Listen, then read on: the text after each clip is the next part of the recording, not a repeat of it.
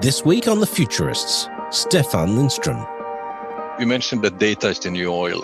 I've used now for a long time the argument that data is the new plutonium.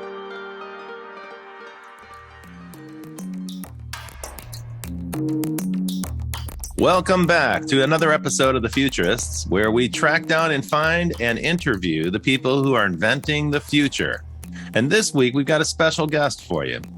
So welcome back, folks. I'm Rob Tercek, and this is my co-host, Brett King. Hello there. So, Brett, this week, we're going to interview someone who is doing something that has inspired me so much. And I want to share this with you because, for many months, you've been urging me to read that Kim Stanley Robinson book, The Ministry of the Future. Yeah. And I finally got around to reading it over the holidays, which, by the way, it's excellent. But thinking of that, I was like, why don't we have a Ministry of the Future? And as it turns out, while we don't have that in the United States, we do have a Ministry of the Future in Finland. And our guest today is the Ambassador to Technology and Digitalization from the Foreign Ministry of the Government of Finland. So let's give a big welcome to Stefan Lindström. Stefan, welcome to the show. Thank you, Rob. Thank you, Brett. Good to see you. Likewise, it's great to have you here on the show. We are excited to have you joining us all the way from Helsinki. And we want to know, what the heck is an ambassador to technology and digitalization? Tell me a bit about what you do. It's a little bit of a new thing. Of course, it's been brewing for a long time in a sense that technology, of course, affects everything in the society so much right now. And also in the last 5 years, I would have said that everything has been accelerating. If you look at semiconductors or anything like that, standards, everything affects really. It's not any trade issues anymore. It's foreign and security policy issues. And there are a few of us right now in the different foreign services. And it's very difficult also for the companies sometimes to understand what it's all about. But I think this part of the trade is going to grow tremendously actually in the next coming years. So we are really on the forefront on everything. And like you said, if I could choose it myself, I would actually call myself Ambassador of the Future. It would be really cool, but they turned it down. So far I have to stick with Ambassador. We gotta put that out on Craig. We gotta put that out on like Twitter or something and get a movement to get you called the Minister of the Future. That'd be pretty cool. Now, tell me a little bit how that works, because typically when you work in the Foreign Ministry or the Foreign Service, your assignment is geographical. You're assigned to a particular nation, and you're meant to build relationships within that nation. But this is not something that's national. This is not place-based, right? Your mandate is global. You're responsible for technology and digitalization all over the world. Yes, I am. And we do have a kind of a progressive approach to this one, speaking Finland, that is. I have colleagues, for instance, who are ambassadors for climate change. I have colleagues who are ambassadors for circular economy. We have one on hybrid issues, and we have one on cyber issues. So we have a global mandate, and then work very closely together on these issues to see how can we create added value on what we do. How can we actually create some sort of effectiveness in the processes abroad, and how do we communicate with our counterparts? In my part, of course, it's mainly the companies, the big global companies that I talk to on a daily basis on different issues. But does this inform policy? Is it more about, sort of PR, from a Finnish perspective? That's what I'm really interested in, because this is the problem we have in countries like the US and the UK and even Australia, where I'm from originally, is that the markets inform policy far too strongly, and you're always trying to get concessions from the market to make real significant changes. No, that's more like what we call public policy in a way, and country branding. This is the real stuff, and just a practical example of how difficult this is sometimes is that the whole sort of tech ambassador concept was created really by Denmark some 6-7 years ago. They appointed a tech ambassador to Silicon Valley, and Kasper Klynge, the name of the guy, when he went to Facebook the first time and asked for a meeting, he got a really nice walkabout on the campus, and then he got a goodie bag, and then they sent him home. They had no idea what he was doing there. And it took quite a long time for the companies to realize, in a sense, that we also deal, of course, with regulation. What do the companies do? And of course, when you look at it more and more narrowly, I mean, the companies affect human rights. They affect everything in the society today. So it's pretty natural that we have a sort of ongoing interaction with them. And just as another example, also talking about Facebook or Meta, I think it was 6 years ago, Nick Clegg told me that they had something like 10 people in governmental relations. Now they are 400. So it just shows sort of, in a sense of awakening from their side as well, is that what they do actually has a totally different effect on the society and on foreign policy making. I think for the first 30 years of Silicon Valley's rise, it was left to its own devices. They weren't really under the scrutiny of anyone. They had defense contracts with the U.S. government, so they were a military contractor. But they dealt with universities and research labs, of course, but they weren't really governed. And in the 1990s, our government, the U.S. government, made a decision to leave it alone. Don't overregulate, don't regulate too prematurely. Let it grow and see where it will go. And amazingly, that has persisted until maybe the past 5 years, where suddenly nations have kind of woken up and realized that these are globe-spanning information empires that exert phenomenal levels of control and have more insight into citizen behavior than the governments themselves. In some respect, they rival governments in their size and power. And budgets. Yeah, and the capitalization, the market capitalization for the big tech companies is larger than the GDP of many countries. So when you approach these companies, is that the approach you're taking? Are you approaching them as if they're a foreign power? Not quite, but it's kind of fun to read the history a little bit. I read Brad Smith's book from Microsoft about the history, in a sense. And when he started with Microsoft 25 years ago, he said that it's really good that Microsoft sits in Seattle because it's so far away from all regulators. 15 years later, he said that it's really bad that we sit there because we should be sitting together with the regulators. And Microsoft has a different approach than most of the other companies, in a sense. They appoint what I would call diplomats already. There's a Microsoft presence in the EU and so forth. So they see it from a different perspective, and they have a different kind of responsibility taking. But it's really something new that comes in there. And it is, when you talk about the market cap, I mean, the market cap of Apple is bigger than the whole stock market of Germany combined. And that gives a tremendous amount of leeway, in a sense, and strength to them. But then you also have to look at it from a different perspective, and that's what's happening in Europe largely right now, in a sense that how do you regulate these companies? How do you regulate the activities in them? I mean, Section 230 is from 1996 in the US, right? And what is it? 27 words, and it's giving total freedom to monetize and no right to the consumer whatsoever.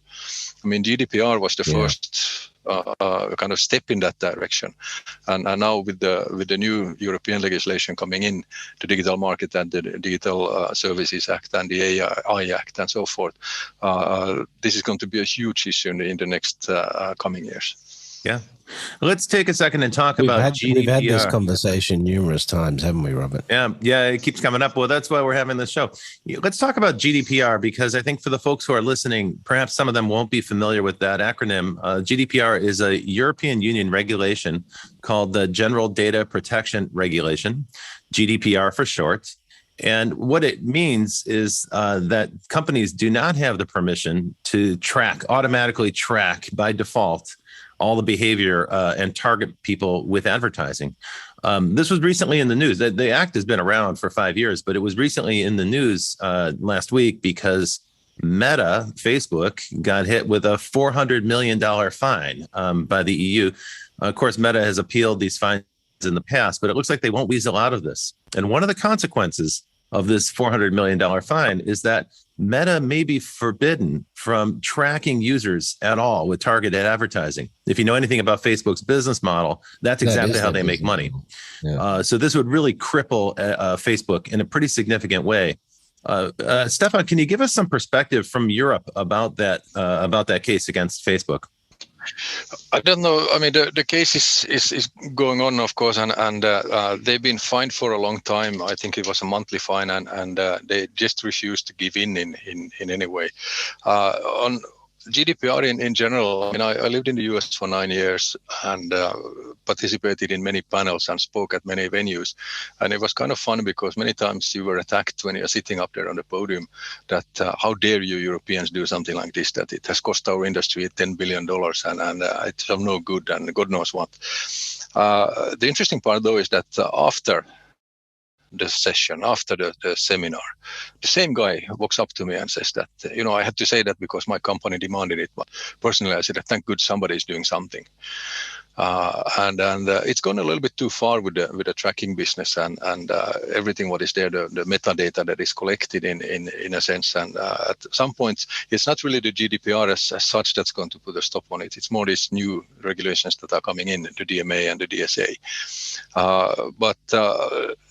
The other thing is, of course, what has led to this is the kind of tax avoidance by the companies.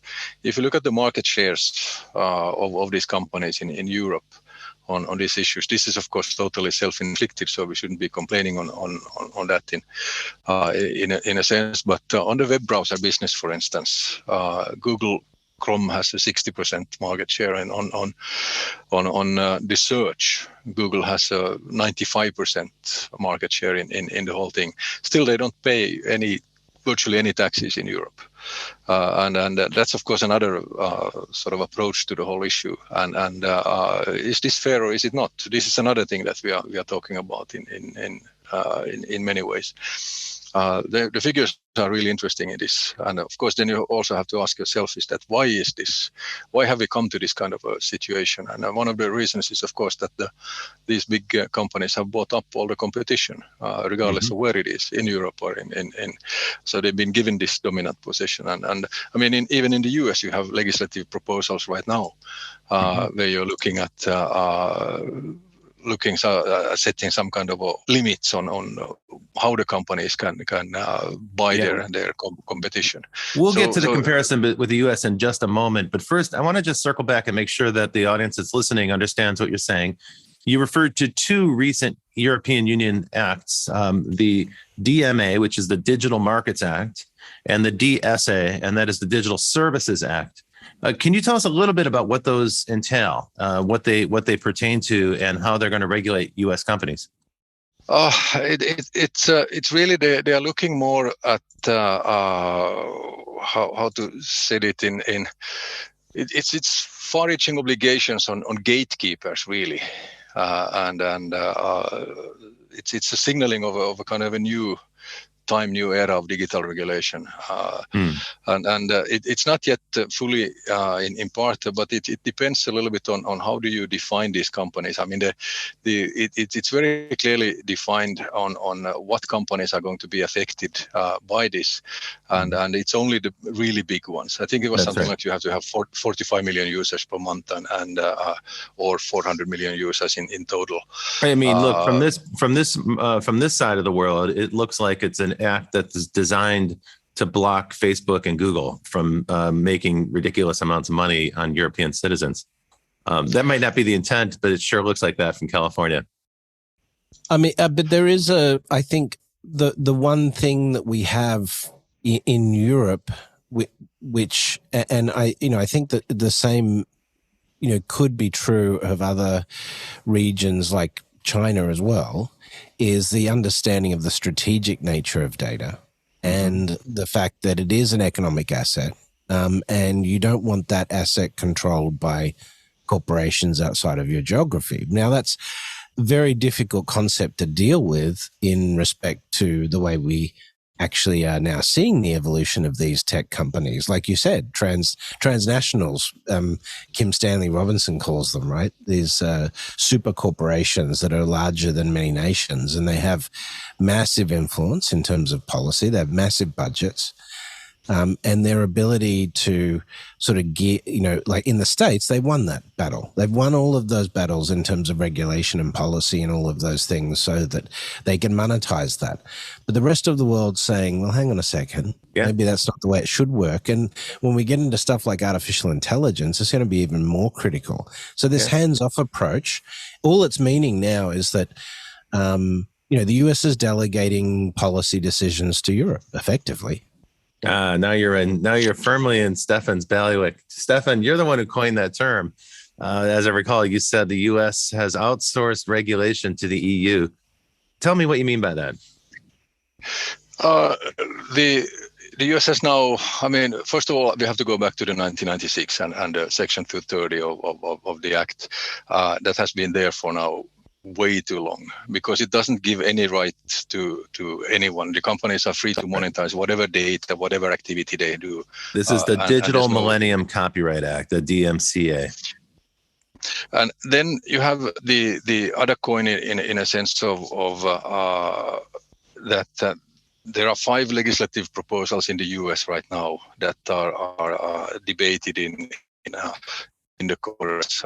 You have the Merger Filing Modernization Act, you have the Augmenting Compatibility and Competition by Enabling Service Switching Act, you have the American Choice and Innovation Online Act, Ending Platform Monopolies Act, and Platform Competition and Opportunity Act. These have been discussed now for years and years and years, and lobbied into pieces so that there's no effectiveness in anything. And they're very, of course, from the company's perspective, they're very unpopular from the consumer's perspective, at least the way they are being put forward. So what is the easy solution? Let the Europeans do the dirty work. Let them regulate, and then you say that now we have to do this because the Europeans have done it. And we have to follow the European laws because they are extraterritorial. And if we want to keep that 400 million consumer market, we have to follow those laws. So in a sense, I feel that it's an easy way for the Americans to go behind the European activities. And this has happened already in GDPR in many, many ways. And I think this is going to happen in fintech too, Stefan. DSA. Yeah. So we are looking for some kind of a universal norm. What would be easiest for the companies also? This is incredibly complex. We are also facing an issue right now where we have let's say an American company that does something that is lawful and is demanded by the EU that they do in Europe. At the same time, the same activity is illegal in Japan. How do they comply? It's virtually impossible. Mm-hmm. These are issues that come up time and time again for the companies, and they are really scratching their head, wondering sort of that how can we get out of this? Particularly also because many of these laws, because the nature of data, it's extraterritorial. So the law, even if the company acts in the US, they have to follow the law in Europe or in Japan or somewhere else with these issues. So it is a network that it's virtually impossible to comprehend. Do you think, Stefan, that I absolutely agree with you. In fact, when it comes to things like climate action and how we deal with the immense costs, economic and human lives that will come from this inevitably, and for things like artificial intelligence and how it's implemented, across the financial networks, for example, it seems to me that some sort of form of global regulatory alliance is inevitable in respect to creating these, autonomous economies of the future that cross boundaries with their technologies, with their algorithms, with their data. Do you see that is sort of more of the way? Do you envisage as a futurist, that's the way we'll have to go with regulation? It would be preferable, but whether it's possible is a different issue. Right. Yeah, the US and China. Have the other, we'll never settle for that. Yeah. No, the US, it would be like lighting a match. But it's necessary. Otherwise, it creates this chaos that we've got, right? Well, for sure. But look, what's happening effectively, what Stefan's saying is that this is also a value question many times. And I love to talk about values. And here we are sitting now, three white guys plus minus 50, and pondering these things. What we think and what we value is totally different from the 25-year-olds all around the world, not to mention the 18-year-olds. And they have a different approach when they read, Orwell's books or anything like this, looking at these issues. And I think they are more actually willing to accept regulation in a sense that do not give all the rights to the companies, instead to the individuals, to the consumers. I don't know. Do you agree? Well, the problem is that we now have an economic system in the digital domain. That economic system is well established. It's been around for 20 years, and companies have become very successful with it. And they have something to lose. There's something at stake, and they're unwilling to give it up, and they're unwilling to adapt. Understandably, right now there's something to fight for, which is why a company like Facebook hires a former political advisor like Nick Clegg to be the president of the company. Basically, Zuckerberg handed him the job and said, "Go deal with the politicians and get them off our back." And I think that was a brilliant move. I think that was a brilliant hire because, it's like if you want to catch a thief, you hire a thief. If you want to deal with a politician, get a politician on the case. So I think the problem now has been this. The technology companies have run without much regulation and without much oversight and supervision. They've grown to immense scale. They operate in every planet on the world. They have deeper intelligence and better understanding of citizens than governments themselves. And while those companies will cooperate when requested, they'll share data or share information with the governments where it's required. They operate otherwise with autonomy. And what we end up with is two things. Brett made a comment about data. With respect to data, we have a kind of data imperialism where a company based in Beijing or in California can seize the data assets of citizens in other parts of the world and without any consent by the government. That's historically unprecedented. We have this phrase that you and I have talked about in the past, Stefan. Data is the new oil. Remember, like 10 or 15 years ago, that's what every pundit was saying. Data is the new oil. But data is not like oil. Oil is in the ground, and it's the property of a sovereign government, and they will license rights to companies that want to extract it in exchange for hefty fees. If data is oil, well, where are the fees? Where is the licensing? Where is the permission? Where is the control from the government? It's non-existent. There's the refining. Yeah. And so, the refining happens in California, right? And then what happens is they're using that data to train AIs. And what those AIs are now doing is a kind of AI colonialism, where they reach out to countries. Literally, the artificial intelligence that's trained on national data is now limiting the choices that people see. It's determining in advance what those citizens or those populations get to see. This measure of loss of control is, I think, what's at stake here. This is what the governments are concerned about. I think they're right to be concerned about. I'm not quite sure they're approaching it in the best way or the right way. Stefan, not too long ago, you and I had a conversation with an EU minister who was trying to figure out how to regulate artificial intelligence. And we had a lively debate at your place, over dinner. And you'll remember, I got in a big debate with someone there about whether we should regulate AI at all, or whether it's even possible to regulate it. Well, that was a few years ago. What's the status of that today? What is the perspective in the EU about these enormous artificial intelligence empires that are being built outside of the EU? Yeah, I'm interested in this. Yeah, I think it's a little bit too early to even go into regulation. Because regulation is always reactive. You cannot be proactive in any way. Another interesting aspect there is that I think we just scratched the surface of what AI is going to be. That's true. True. But by the time you regulate it, and that's the problem, isn't it, Stefan? Is that exactly you've got to put guardrails in place because AI has such broad potential to impact society, employment. Yeah. I'll bring another metaphor for you, Rob. You mentioned that data is the new oil. I've used now for a long time the argument that data is the new plutonium.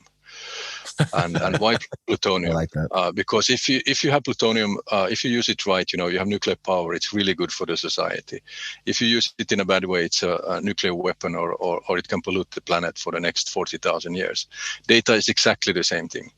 If you use it in the right way, it's really good for the society. It's really good for the individual. It's really good for the countries, for the companies, for everyone. If you use it in a bad way, you are in a situation like Cambridge Analytica and trolling and cybersecurity and all these issues. So it's really more like plutonium than oil. I like it. Dangerous substance to handle it with care. Not something to recklessly proceed with, and frankly, something that's not well understood by the general public. So it has all those attributes. I worry that we are torn. And as you described a moment ago, you said that we are concerned about values and ethics for sure, right? And that's true, though those values may vary from country to country or culture to culture. But people are concerned about values and ethics. And unfortunately, for better or worse, government is where we sort that out. That's how our process works. That's where we express our values and where we create a system for adjudicating values. I don't know if we've caught up with technology. And technology seems to be moving at such a rapid pace and evolving so fast and presenting so many complex, knotty issues that are difficult to resolve even within a single culture, let alone multiple cultures around the world. It seems like an unsolvable problem. And of course, the companies do not care, right? That's not their problem to solve. Yeah. In this respect, it is like pollution. The issues around data are an externality. Companies are in the business of generating externalities and pushing them onto the public and letting the government clean up the mess. But I mean, I think that, again, we've had this conversation before, but I think that's really where we need a new intent behind corporations and the way they work for society. And I think that is happening. It's not a regulatory movement, but it is a social movement where we're expecting more from these brands now. And I think people say that, Brett, but what they're going to try and do is they're going to try and PR and finesse their way out of that. Yeah, it's greenwashing. Then it will get real, right? Yeah. But then it has to get real. I mean, I hope so, but I don't know. I mean, we should get into this in the second half with Stefan in terms of, how we think about corporations in 30 or 40 years, and how we think about the regulatory environment where regulations are highly automated. So we should definitely get into that. But do you want to do the quick fire round and we can... let's go to quick fire and then we'll take a break. All right, Stefan, I'm going to hit you with some lightning round questions. Are you ready? Shoot. Okay. What was the first science fiction you remember being exposed to? I think it was The Animal Farm. Very interesting. You can count that as a science fiction book. Yeah, definitely. Well, if you can call 1984 science fiction, right? Yeah. What technology? You're a technologist. What technology do you think has most changed humanity thus far? I'll say the internet. Because it has created so much wealth. It has lifted so many people into the middle class in the world that I would say the internet. Great answer. Is there a particular futurist or entrepreneur that has significantly influenced you in your career? Not on a sort of futurist side. It is basically the network that I've built during my entire career, in a sense. Because if there's something I really love, it's to spar with people. Bring people, intelligent people, around the table and just let it go. No one really in particular. One person I really admire is Brad Smith of Microsoft. To be honest, I mean his thinking is very wide, and I like the way he puts his values through. I agree with you. And the last question is there a fable or a science fiction story or something that you've read is representative of the future that you most hope for? The Jetsons. The Jetsons.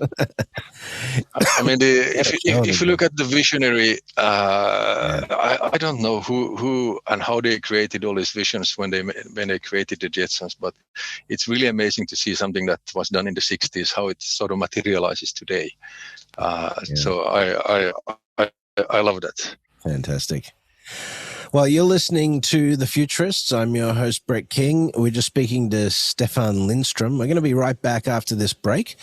We're going to dive into the future of regulation, government, policy setting, and all of those good things that we just got into. But stay tuned. We'll be right back. Provoke Media is proud to sponsor, produce, and support the Futurist podcast. Provoke.fm is a global podcast network and content creation company with the world's leading fintech podcast and radio show, Breaking Banks. And of course, its spin-off podcast, Breaking Banks Europe, Breaking Banks Asia Pacific, and the FinTech 5. But we also produce the official Finovate podcast, Tech on Reg, Emerge Everywhere, the podcast of the Financial Health Network, and Next Gen Banker. For information about all our podcasts, go to provoke.fm or check out Breaking Banks, the world's #1 fintech podcast and radio show. Welcome back to The Futurists. I'm your host, Brett King, with my co-host, Rob Tercek. We're speaking to Stefan Lindström this week as the Minister of the Future, effectively, for Finland. But before we come back to Stefan, Robert, what news from the future do you have for us this week? Brett, this week, news from the future is coming to us from one of my favorite publications, which is Foreign Affairs. And this week, there's an article called The End of the Age of Sanctions, and I recommend people check it out. This entire incident that's been happening for the past year, this conflict in the Ukraine, the Russian invasion, has raised people's awareness of sanctions as an instrument of foreign policy. People have been quite aware of it, and I think people have had, general citizens who are not that familiar with the process have had maybe high expectations that sanctions would cause Russia to change its policy or cause some kind of massive mayhem inside the Russian economy. Quite manifestly, that's not the case. It's certainly made a dent on the Russian economy, but it has made more than a dent. And it's going to cause the Russians to have to scramble to find alternatives for the things that have been, that they're sanctioned about, the economic transactions, payment systems, and the ability to do imports. But it hasn't really brought their economy to its knees. It hasn't stopped them from prosecuting the war. They've continued. And so I think it started to raise a question about sanctions. The article in Foreign Affairs from December 27 actually brings up several interesting issues, but it posits a future where sanctions are no longer as effective. And let me just briefly summarize sanctions for the folks that are listening. In the 1990s, the United States used economic sanctions against Libya. And at the time, we were trying to track down the terrorists that did the Lockerbie incident. You may recall that. But even then, Bill Clinton, the president at the time in 1998, said that the United States was sanctions happy, that we were over-reliant on economic sanctions as an alternative to diplomatic pressure or an alternative to military intervention. It's sort of like the third option, and it's the easiest option for an American president to do because he doesn't require much support to do it. He can simply decree sanctions. So the United States imposed unilateral sanctions in 1990s, and they were somewhat effective with Libya. Then in 2012, the United States cut off Iran from the SWIFT banking system. And SWIFT is a global messaging system that enables all international payments. If you're a bank, you're typically going to settle transactions through SWIFT. And that's a network of a dozen U.S. banks that the transactions must go through. So that's a pretty effective instrument. We cut off Iran in 2012. Then in 2014, when Russia invaded the Crimea in the Ukraine, sort of like the precursor to the current war, the United States and a number of other countries organized a set of sanctions on not just the Russian nation, but also certain individuals in the Russian, certain leadership in the Russia. In 2017, under President Trump, the United States got into a trade war with Beijing and imposed some unilateral economic sanctions there. And then, of course, in 2022, the United States, in concert with a number of nations, imposed a heavy round of sanctions on Russia. What a lot of people don't know is what the reaction has been. So this is a history now that spans 15 years, but all the way back to the 1990s, if you will, if you go back to Bill Clinton.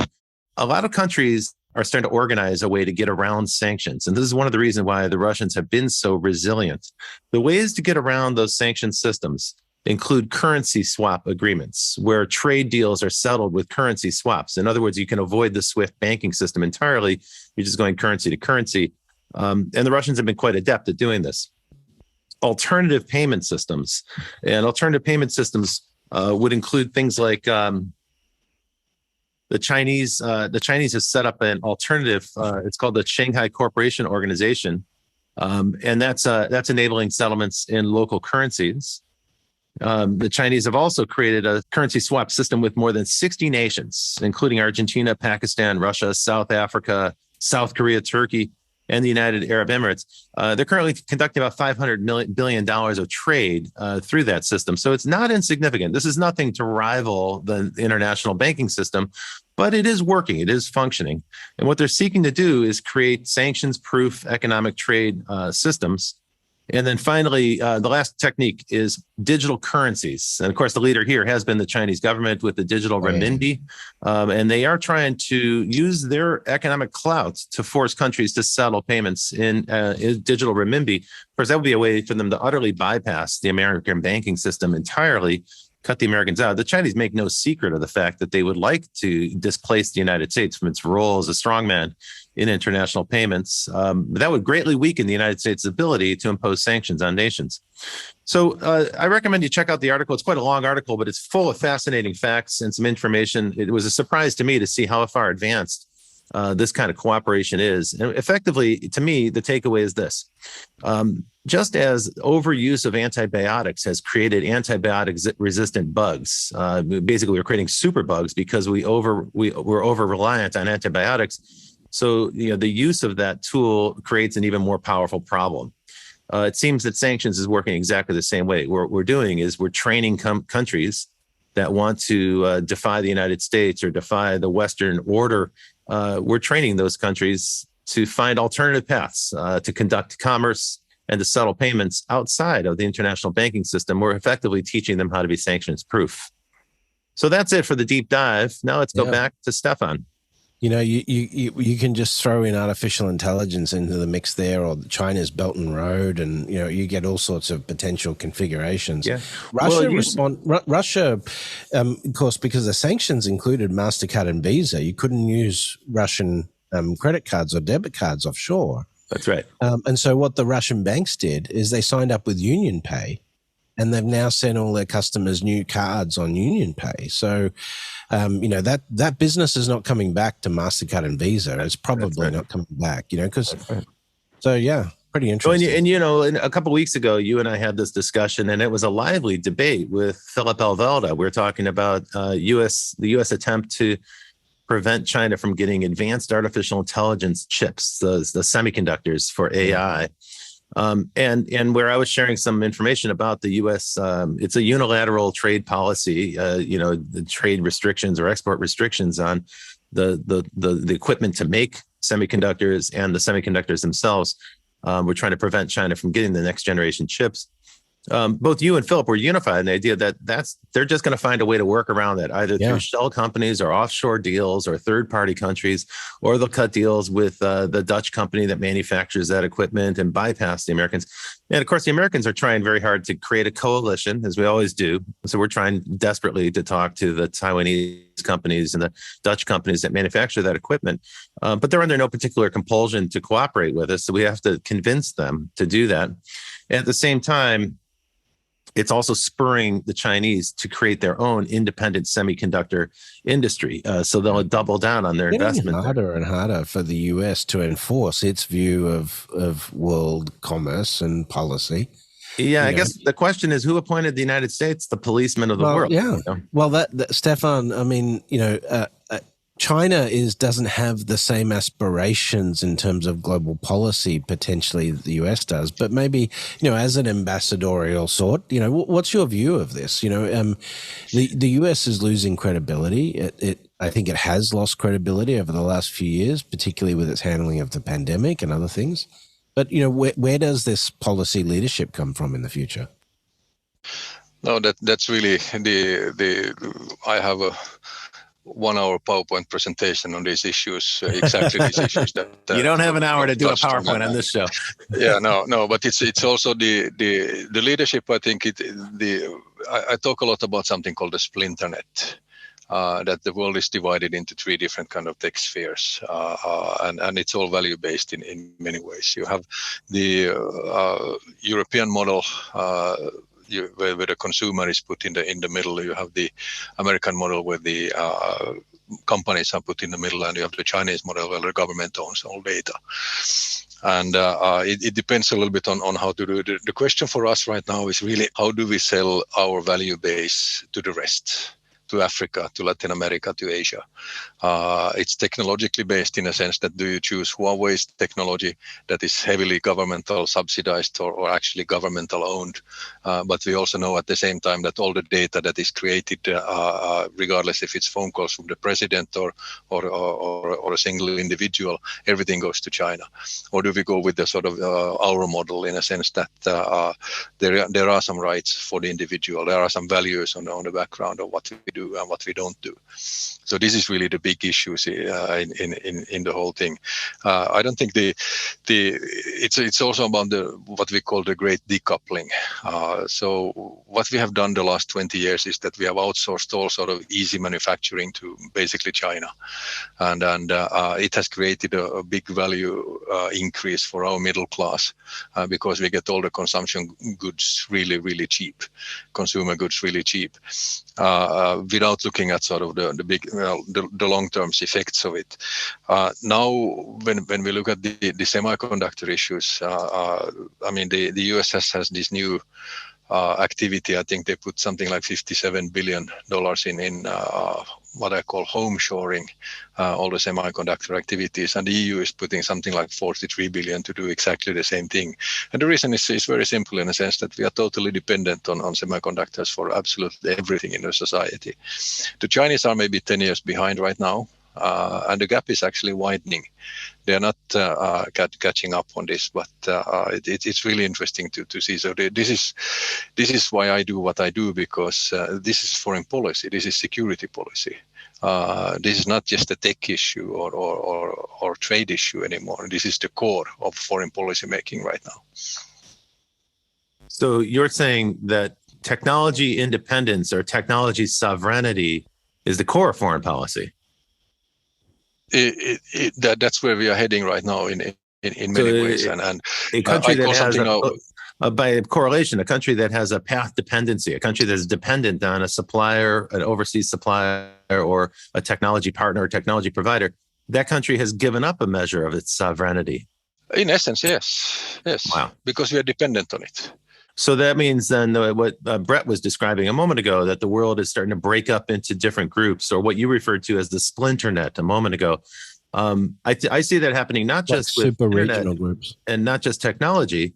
With the advent of central bank digital currencies, we're going to start to see, I think, trade groups as well, sort of regional trade blocks that use a digital currency. I think that's a very possible outcome. And certainly it's clearly something that China is already striving to do. And they've already struck deals with a number of nations to settle trade in digital currency.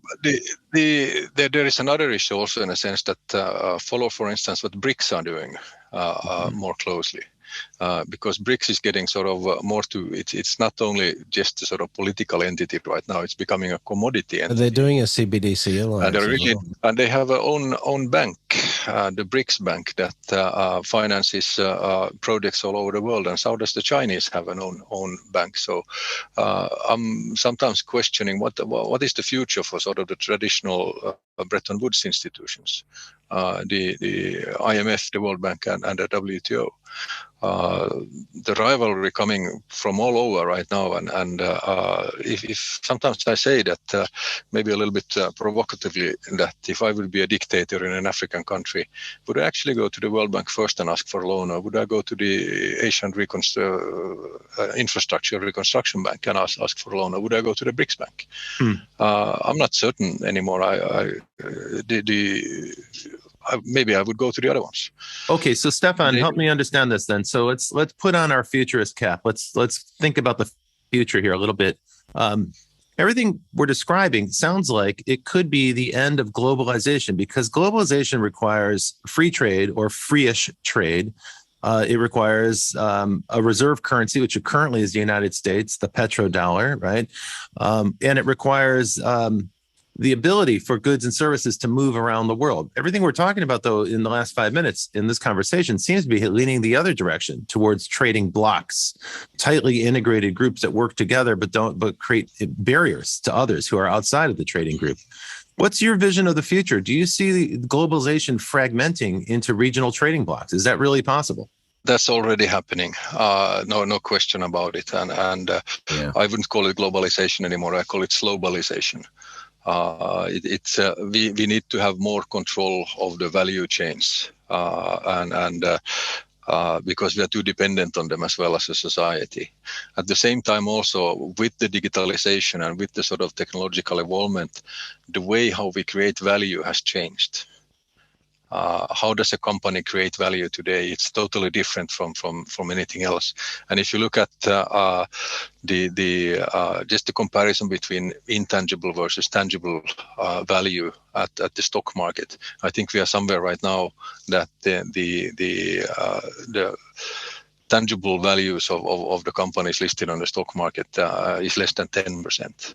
90% is intangible. It's IP, it's data, it's talent, these kind of issues. So the way you create value has changed dramatically the last 10 years. And of course, it's good for the people that we have free trade in many ways, but it's going to be more blocks like you said. And the US is of course tremendous in the sense that you have a really well functioning internal market of almost 400 million people. In the EU, we have an internal market that is not functioning with 400 million people, but at the same time, we have 1.4 billion in China. And then you have the different trading blocks and the free trade agreements that come in there. But this is we are living in really, really fascinating times. Okay, so once you have trading blocks, then you've got rivalry. And once you have rivalry, then you're going to have all sorts of kinds of competition that's not limited to the diplomatic or economic sphere. And the kinds of competition I'm thinking about right now is cyber warfare. In my opinion, we've been living through the Cold War version 2, let's say Cold War 2.0. We've been living through that for more than 10 years, where the battlefield isn't geographical. The battlefield is on your computer.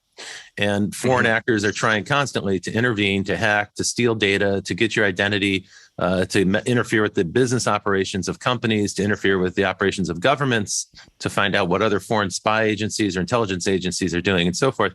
We've been living through that quite a while. Production with airline systems. And in your part of the world, in the Nordic region, in some respects, you've been at the front line of Cold War 2.0 for many, many years, far longer than most Americans have even been aware of it. I know from my visits to Finland and Estonia, Latvia, and Lithuania, those Baltic nations, those 3 Baltic nations have been tormented by Russian hackers since the 1990s. And they've been attempting to build digital democracies in those regions. But it's been a constant battle because they're under constant assault. From non-government actors, from hackers who aren't necessarily affiliated with the government. They work perhaps in concert with intelligence agents, national intelligence agencies, but they're freelancers. They're what Vladimir Putin used to call political entrepreneurs. Can you share with our audience a little bit about your experience of Cold War 2.0? I mean, we divide it into 2 different parts in a sense. We call it cyber operations and hybrid operations. And cyber is, of course, something that you do with a computer. You attack systems and you put in take out power plants and take hospitals ransom and all this other stuff. Hybrid is something a little bit different. It's trolling. It's affecting mind manipulation in many ways, but hybrid can also be in a sense that you what the Russians did to Finland some 10 years ago is that they opened all the borders for refugees from Syria and Iraq and all this other stuff, and suddenly we have 50,000 people showing up at our borders. So this is another issue how you can do it. So if you go back to the big picture, what I think is really at stake is that Russia has nothing to offer. If you look at what narrative does Putin present to young Russians, why should they stay in Russia? It's only energy what they have to offer it. Can you name any other export product of Russia Caviar. aside of energy and raw material? Yeah, not to that big amount. And that's actually most of the vodka brands are owned by the Americans. So Stolichnaya and the other ones, which is a kind of fun detail. Even Finlandia is owned by Americans today. But the what keeps Russia? How can they make themselves useful in the global side? They can't. So the only thing what they try to do is they want to have a sort of they don't want a unipolar world where the US is above everybody else. They want to have a sort of multipolar world, and they would have a meaning. But what they have been doing the last 10, 15 years is that they don't have a meaning to anyone. Except as a raw material producer. And they've been really skillful in creating these issues through hybrid, through cyber attacks. I mean, by financing populist movements in Europe and by creating through different kind of hybrid planning, they've pushed these green values forward in a sense that nuclear power is not good and shut down Germany. And Germany has been totally dependent on Russian energy. So that's what they can do, but they can't do anything else really. And we've known this, of course, for ages. And that's why we are pretty good at it. That's why the Estonians are really good at these digital issues, these cyber issues, is that they've been subject to this since the early 90s. Now, in the United States, if you were to air these comments publicly here, people would push back. Some people would laugh at you. They'd say, "Oh, come on, this is a crazy conspiracy theory." That's because theory. of all the disinformation that we get in the United States, which is called mainstream media. Yeah, exactly. Sorry, Robert. No, that's okay. So I think that the United States, our politicians, at least some of our politicians, are deeply influenced by these cyber operations or hybrid operations that you're describing.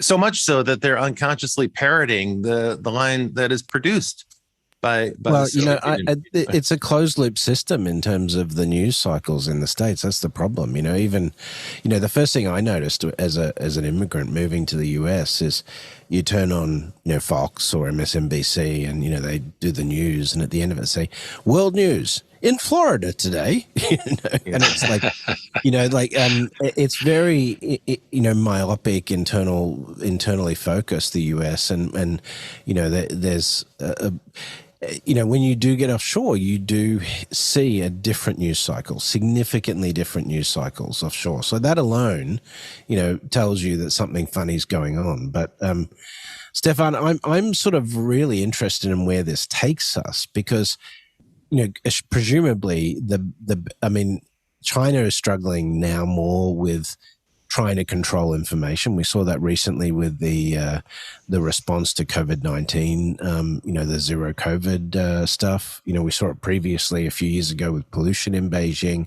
But the US is also going to struggle, I think with this. But playing this out over 30, 40 years, particularly with the impact of climate change and artificial intelligence, you talked about that balance between the collective needs and the individualistic needs, and that sort of playing off as sort of part of these two systems sort of clashing together. Where do you see, climate AI, and its effect on employment and so forth, taking this sort of balance in terms of policy towards the greater good versus corporations and individual focus? It's difficult, of course, to say, but I think the US is still going to have the lead massively. If you walk around at any campus in California, I lived next door to the UCLA campus for 9 years. They attract all the best talent in the whole world. And when you churn all those people, all those great minds together, great things come out of it. And that's what we see coming out from Silicon Valley time and time again. It's kind of interesting.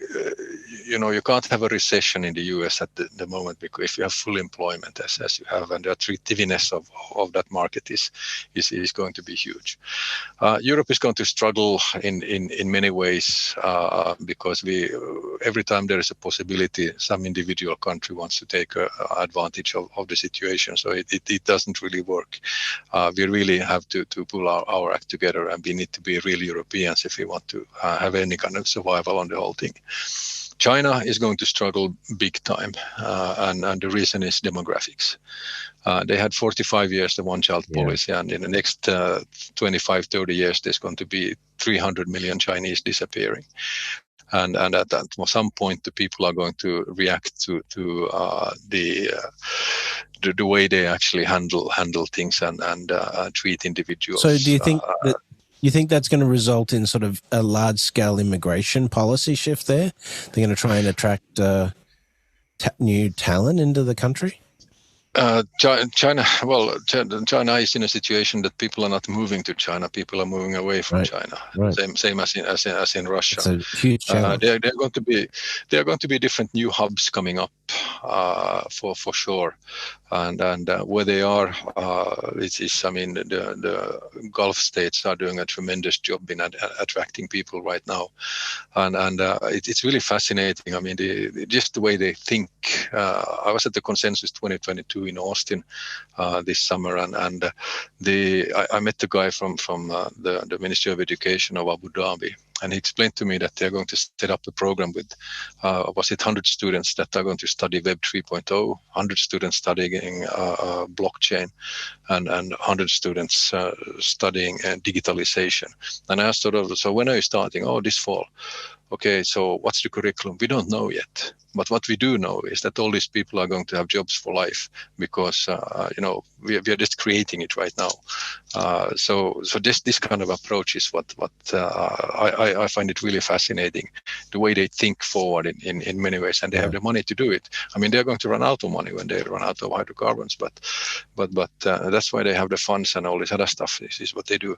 I think that's going to be one hub for sure. Well, Dubai showed has been fairly successful with that. Mm-hmm. And then, of course, we don't know where the climate is going. The climate change is causing problems all over the world right now. Is it going to be too hot to live in south of Europe? You see the issues, the rains and the storms in California right now, and issues what we have all over the world. So we don't know where it's heading. Same thing in India. I mean, in a sense that there are 1.5 billion people right now. What if they have famine in India? There's not 1 million people moving. There's 150 billion people that starts to move, and there's nothing in this world that can stop that. So in this scenario building, we are playing with really big issues, and the answers are not that clear. But it technology seems to is, of me, course, going to be in the forefront. Yeah, it seems to me, Stefan, that this is like almost a philosophical shift for humanity. Yes, it's technology. Yes, it's global policy and so forth.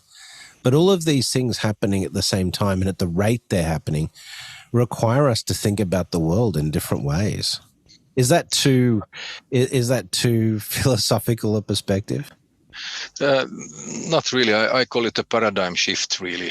And the funny that you say that, because the presentation that I do many times right now, it starts really with these issues. Is that I talked to a famous industrialist in Finland a couple of weeks ago, and he said that he hasn't seen so many challenges and opportunities in the world since the 1940s. There are so many issues on the forefront right now, so we are willing. Well, we have the tech to fix a lot of these climate issues that you're talking about, of course, but we don't have the incentives to at this point. But we will, if climate change is as bad as we expect it to be, particularly with food scarcity and eco-refugees. Those two issues alone could push us into fairly new territory from a global policy perspective, and so forth. So, but a big reason why that's happening, Brett, is that we've been hypnotized for the last 50 years with a belief that the only solutions can come from private industry. They have to come from the private sector, that government's incapable of solving problems. And the kinds of problems we're talking about can only be solved by governments cooperating with governments. If we leave it to the private sector, corporations cooperating for the common good, which is not. That doesn't exist, Brett. Come on, there's no such thing. Corporations are there to maximize profit. That's their job. But that's the flaw. right? That's the flaw in capitalism now, is that we've run that to its logical conclusion almost. Yeah, right? and you're never going to get the people who created the problem to solve the problem, right? They're not the right people to solve the problem. So I think relying on the private sector, we've maxed that out. We've had incredible growth with incredible problems that have been generated. At this stage, it's going to require some vision and some foresight from some group that doesn't have an economic stake in the outcome, a group that can rise above that. So this is the question for Stefan to sort of really bring the show to the end then. Stefan, if you were designing a team globally to tackle these issues, you talked about all these different ambassadors, Denmark and Finland and others. And, how would you structure a super regional think tank policy setting, team that could really make a difference here? Well, I would go back to the values immediately, in a sense that what values are those that we want to operate on. And I actually put a high hope on the younger generation that comes up now, because I see that they think so differently than we do. Of course, one part is the way they consume media and the way they get information. That's really the one, and then it's really to create opportunities that are viable both for the governments and for the private sector, for the companies. Because if either one, nobody can do it alone. But to get these things to work together, and if you have the right values, I think you can go forward. And I have hope. I'm still the optimist on that side. Well, that's a good way to finish off the show, I think. Great. We can be optimistic, but there are some challenges. But I think it's just, I think the message is it's going to require us to work more and more together in the future. And that's the difficult part. I want to thank you, Stefan, the Finnish ambassador to digitalization and technology. Thank you very much for taking time today to join us on The Futurists. It's been a great pleasure catching up with you and hearing your perspectives. And it's always helpful for us in the United States to get an alternative perspective from someplace else in the world. And you've got a very strong one. So thank you for joining us. It's been a great pleasure. Stefan, is there a place where people can find out more about what you're doing? Is there a way for them to track you on Twitter or LinkedIn or someplace else? LinkedIn, I'm active too. I'm sort of I blocked out Twitter now for a while, just not because of Musk, but because of the it's just too much information flowing. So that's LinkedIn is somewhere where you can always connect with me. Okay. And if you look for Stefan Lindström there, don't go for Stefan Lindström, the cello player, who turns up a lot in search results. You're looking for Stefan Lindström, who is the ambassador to digitalization and technology for the Finnish Foreign Ministry. He's going to go and learn cello after this just to frustrate. Just to cello. I want to give a big thanks to our producer, Elizabeth Severance, our engineer, Kevin Hirschan, and the rest of the team at Provoke Media. You folks do a great job of making the show happen. We appreciate it. And thanks, Brett, for all your support as you travel around the world, helping us track down other interesting people to do the show. Right. For those who are listening, it would be great if you could share the show with the friends. If you like the show, please give us a 5-star review and let other people know that you enjoyed it. That helps other people discover the show, and it's been working really well. So we appreciate those who've done it, because the numbers of listeners continues to rise, and that's great fun for us. It also helps us expand our network and find other interesting futurists to bring on the show. So we would welcome more of that kind of support in the future. We'll be here every week with another person who is building or inventing or designing the future of their vision. And we will see you in the future. Fabulous. Well, that's it for The Futurists this week. If you like the show, we sure hope you did. Please subscribe and share it with the people in your community. And don't forget to leave us a 5-star review. That really helps other people find the show. And you can ping us anytime on Instagram and Twitter at Futurist Podcast for the folks that you'd like to see on the show or the questions that you'd like us to ask. Thanks for joining. And as always, we'll see you in the future.